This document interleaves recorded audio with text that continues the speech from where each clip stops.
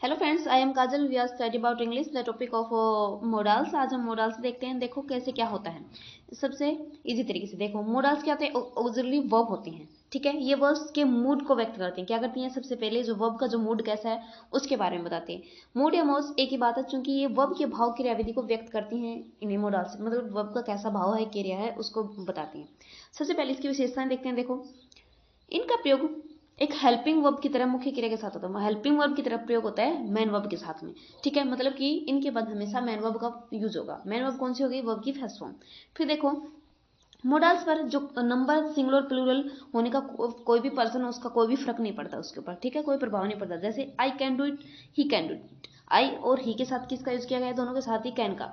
अभी देखो जैसे दे यू प्लूरल आ गए, लेकिन इनके साथ भी कैन का यूज है। मतलब इनके प्लूरल और सिंगुलर है, कोई भी पर्सन हो, फर्स्ट सेकंड थर्ड, उसका कोई भी इफेक्ट नहीं पड़ता है मोडाल्स के ऊपर। ठीक है, मोडाल्स के बाद हमेशा वर्ब की फर्स्ट फॉर्म का प्रयोग होता है। ओट और यूज टू ऐसे मोडाल्स हैं दो जिनके बाद केवल टू प्लस वी वन का प्रयोग होता है। ठीक है, किसका, टू प्लस वी वन का। आगे देखो, फिर अपना देखो कुछ मोडाल्स जैसे नीड डेयर यूज्ड का प्रयोग मैन वर्ब की तरह भी हो सकता है। कुछ मोडाल्स ऐसे हैं जिनका प्रयोग नीड डेयर यूज्ड और मैन वर्ब की तरह हो सकता है। इन्हें मार्जिनल मोडाल्स या सेमी मोडाल्स भी कहते हैं। नीड को, डेयर को, यूज्ड को, इनको क्या कहते हैं, सेमी मोडाल्स भी कहते हैं। और इनका प्रयोग मैन वर्ब की तरह भी हो सकता है। देखो अब देखते हैं यूज ऑफ मोडाल्स। सबसे पहले देखेंगे मे और माइट में। देखो मे देखते हैं सबसे पहले।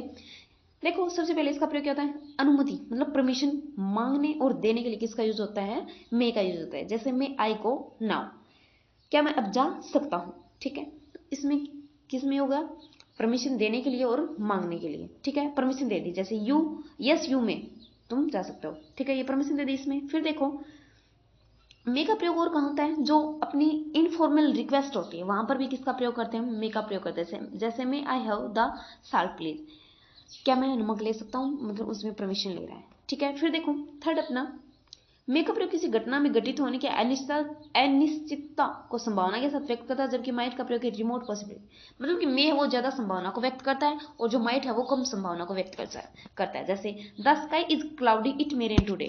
अब देखो आप बाहर निकल के देखते हो, जब मौसम बहुत ज्यादा क्लाउडी और रखा है और ये लगता है कि बारिश आने वाली है, जब आपके पास संभावना ज्यादा हो तब किसका यूज करेंगे, हम मे का यूज करेंगे। ठीक है, मे का यूज करेंगे। फिर देखो the sky is not cloudy but a change in weather is always possible it might rain today.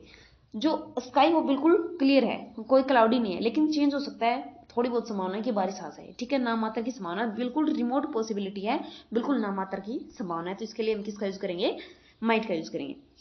इस तरह मे का प्रयोग संभावना था, माइट का प्रयोग दूरस्थ संभावना, मतलब कि जो मे है ज्यादा संभावना के लिए, माइट है वो कम संभावना के लिए यूज होता है। फिर देखो आगे है, मे का प्रयोग हम गुड विशेज डिजायर्स के लिए भी करते हैं। हम किसका, गुड विशेज और डिजायर्स के लिए। जैसे may God bless you, may you living, तुम लंबे समय तक जो, समथिंग समथिंग। ठीक है, पर्पज कोई भी पर्पज है उसको व्यक्त करने के लिए भी हम मे और माइट का प्रयोग किया जाता है। We eat so that we may live, हम किस लिए खाते हैं, ताकि हम जीवित रह सकें। फिर देखो, फिर है we he works hard so that he may earn good livelihood, वह कठिन परिश्रम करता ताकि वो अच्छा जीवन जी सके। ठीक है, तो इसमें क्या बताया गया, पर्पज भी, हम खाते क्यों हैं, ताकि हम जीवित रह सके। वो कठिन परिश्रम क्यों कर रहा है, ताकि वो अच्छा जीवन जी सके।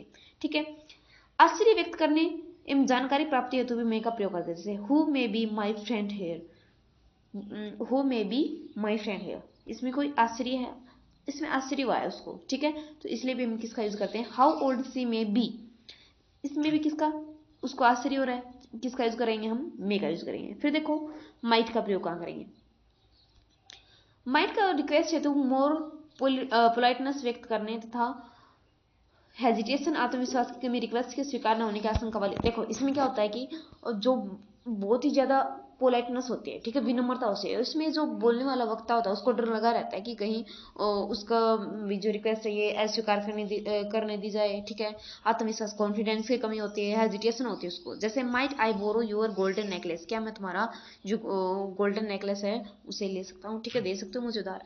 तो इसमें अगले को हिचकिचाहट है भाई, वो शायद मना भी कर दे तो दे या ना भी दे अपना। ठीक है, फिर देखो आगे है, माइट क्या है, मे का पास्ट टेंस है। क्या है, मे का पास्ट टेंस है। माइट का प्रयोग प्रेजेंट टेंस में भी हो सकता है, डायरेक्ट से इनडायरेक्ट नरेशन में परिवर्तन करते समय मे को माइट में बदला जाता है। अभी देखो जो नरेशन है उसको करेंगे तब हम मे को माइट के अंदर चेंज करते हैं, केवल वहीं पर हम इसका पास्ट प्रेजेंट के अंदर यूज करते हैं। ठीक है, देखो फिर है वे एवं माइट का परफेक्ट टेंस में प्रयोग कैसे होगा। He may have been wanted, we do not know so far but he something something बताया गया है। ठीक है, ही माइट हैव बीन मतलब पास्ट जो अपने परफेक्ट टेंस होते हैं उनके अंदर भी यूज कर सकते हैं। फिर देखो परफेक्ट टेंस में मे का प्रयोग वर्तमान में एक संभावना का व्यक्त करता है, जबकि माइट का प्रयोग पास्ट में किसी, वही बात है कि जो मे हो प्रेजेंट की कोई भी घटना होगी उसको बताएगा, और जो माइट है वो कोई भी पास्ट की घटना होगी उसको बताएगा। ठीक है, जो वास्तव में घटित नहीं हुई को बताता है। क्या करते हैं, किसी ओनली संभावना को बताएंगे लेकिन वो रियलिटी में हुई नहीं है वो। ठीक है, फिर देखते हैं मे और कैन।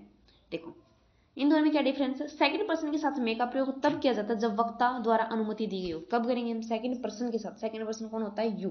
ठीक है, उस समय मे का प्रयोग कब किया जाएगा, जब स्पीकर है वो क्या दे रखा हो, जिसने अनुमति दे रखी हो, तब यूज करेंगे हम। ठीक है, फिर देखो you may park your vehicle here. देखो इसमें क्या हुआ, यू में पार्क, तुम अपना जो व्हीकल है उसको यहाँ पार्क में खड़ा कर सकते हो। ठीक है, इसमें जो सेकंड पर्सन है उसके द्वारा क्या दी गई है, परमिशन दी गई है। ठीक है, इसका भावार्थ है कि I give you permission to park your vehicle here, I does not mean that you have authority, something ये बताएगा इसके अंदर। कैन का प्रयोग सेकंड पर्सन के साथ उसकी अथॉरिटी को व्यक्त करने के लिए भी किया जाता है, जैसे you can park your vehicle here, you have authority to park your vehicle here. बस ये बताएगा कि सेकंड पर्सन के अथॉरिटी भी इसमें परमिशन दे रहा है, ये बताएगा। Can I allow you the police allow you have an authority of a right to park your vehicle here, इसका अर्थ ये तो बस ये मीनिंग समझाएगा है आपको। थर्ड पर्सन के साथ मे का प्रयोग होगा जब स्पीकर द्वारा दी गई परमिशन को व्यक्त करता है। क्या करता है, जब स्पीकर द्वारा दी गई परमिशन को व्यक्त करता है। ही मे टेक माई अम्ब्रेला, वह मेरा अम्ब्रेला ले सकता है। ठीक है, मतलब कि स्पीकर ने जो बात की है उस बात को कोई और बता रहा है। ठीक है, इस तरह के वाक्य का भावार्थ यह हुआ कि आई गिव हिम परमिशन, मैं उसे परमिशन देता हूँ।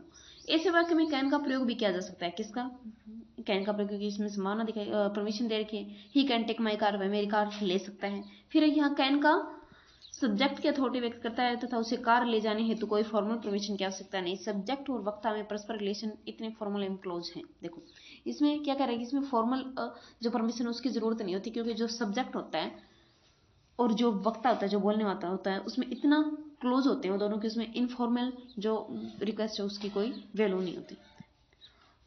यदि आपको वीडियो अच्छी लगी हो तो लाइक करें, शेयर करें, सब्सक्राइब करें। Thank you, have a nice day.